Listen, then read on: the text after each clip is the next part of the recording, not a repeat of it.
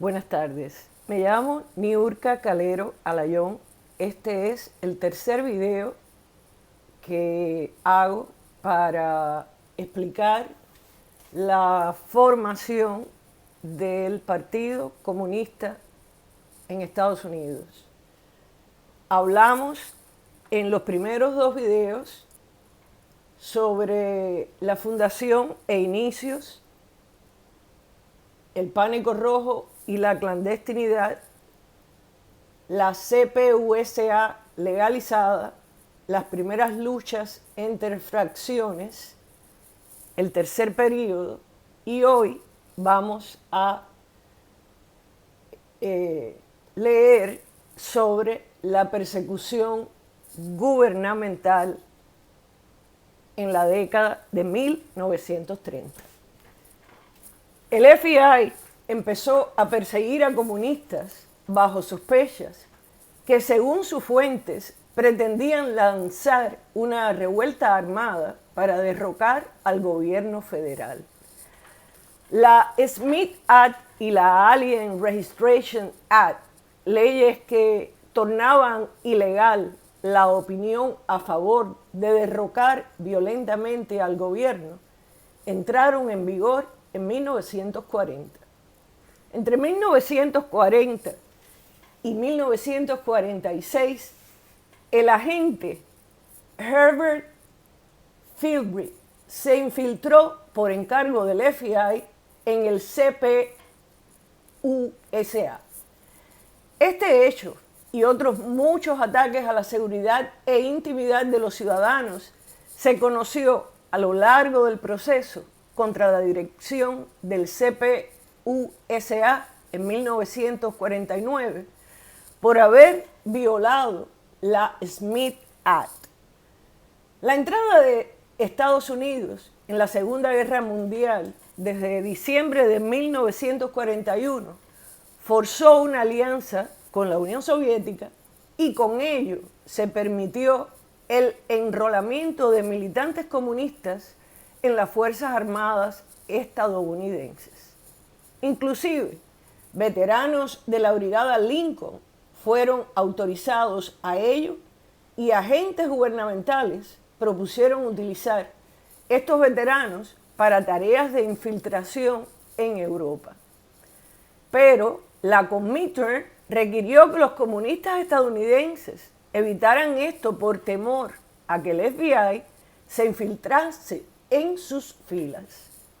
Al contrario, la guerra permitió a militantes del CPUSA infiltrarse en nuevos sectores de la economía y la política de Estados Unidos, aunque casi siempre a un nivel de poca relevancia. Al terminar la guerra en 1945 e iniciarse la Guerra Fría contra la URSS, terminó la tregua, entre comillas, del gobierno estadounidense hacia la CPUSA y se despertó una psicosis anticomunista debido al descubrimiento de supuestas redes de espionaje soviéticas. Entre comillas también. Empezó a denunciarse un creciente poder de los comunistas en el sindicalismo del sector industrial. Tales temores fueron destacados de forma especial por parte del senador republicano Joseph McCarthy.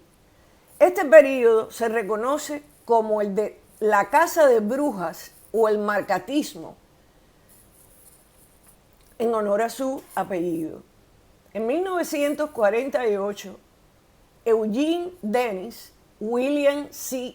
Foster y otros dirigentes del CPUSA fueron detenidos, acusados de propugnar el derrocamiento violento del gobierno. El caso se inició en marzo de 1948. Resultaba muy difícil para la acusación probar que los 12 encausados hubiesen violado la Alien Registration Act, dado que ninguno de ellos había preconizado nunca abiertamente la violencia, ni se había implicado en el acaparamiento de armas con fines revolucionarios. La acusación se basó en citas de obras de Carlos Marx y otros revolucionarios anteriores. A pesar de que el CPUSA se rebeló ante la persecución que sufrían sus miembros en 1948, su postura había sido mucho más tibia cuando los trotskistas del Partido Socialista de los Trabajadores se les había empezado a perseguir, aludiendo la Smith Act en 1941. Una de las estrategias de la acusación a lo largo de este proceso fue preguntar a los acusados acerca de otros miembros del partido. Al negarse a proporcionar informaciones acerca de sus correligionarios, fueron encarcelados, acusados de desacato al tribunal. El proceso duró 11 meses y al final el juez federal Harold Medina, del que se dice que era incapaz de ocultar su animadversión hacia los acusados, encarceló incluso a los abogados defensores, también por desacato al tribunal. Tras 9 meses de proceso, los dirigentes del CPUSA fueron declarados culpables de violación de la Alien Registration Act y condenados a 5 años de cárcel y $10,000 de multa, una cifra astronómica para la época.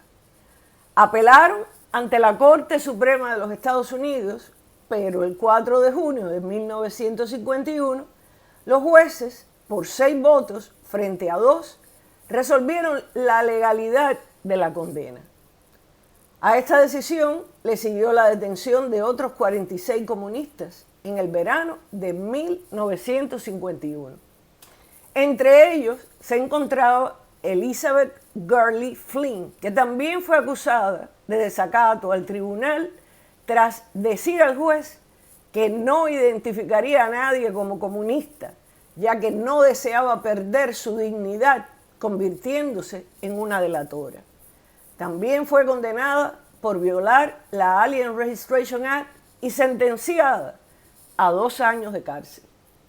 Pese a esta época descrita como casa de brujas, el proyecto Venona, desclasificado en 1995, daba cuenta de la existencia de varios casos aislados, pero auténticos, de espionaje prosoviético en suelo estadounidense, donde habían participado militantes o simpatizantes del CPUSA.